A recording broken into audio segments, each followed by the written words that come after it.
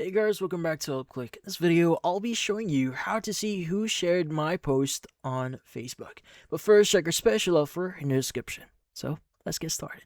So, if you want to share or you want to see who actually shared your post inside Facebook, well, there are a few things that you may want to know. Now, if you're inside the app here and if you try visiting your profile and viewing one of your posts in here, you'll notice that it only has the option for you to like, comment, and even if you click on the share button, it doesn't necessarily show you who shared your content. Now, the thing with this one is it's quite complicated if you're using the app itself. So you need to access the desktop version. But how do you access the desktop version here? Well, this one is easy. You just need to exit the app here, open up any browsers. So currently I'm using Google Chrome here as an example, but just go to facebook.com and just log in into your account.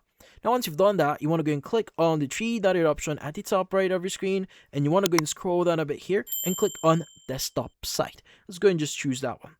Now, this will give you this UI here, but don't worry, it's pretty much the same thing. You just need to click on your profile photo at the top right here. Let's go and just go to the top right. Now, by the way, it may be, you might need to get used to the navigation here, but in this case, go and click on your profile photo at the top right. Click on your profile photo again in the drop down here. Now go and just scroll down a bit here. Look for your post that you want to see who shared your content, like for example this one, and you should see the one share option that you see at the bottom right of your screen.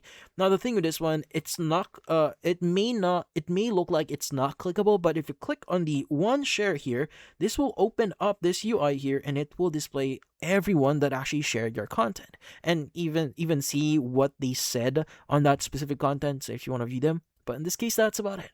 So if you found this video helpful, hit the like and subscribe button and watch our next video.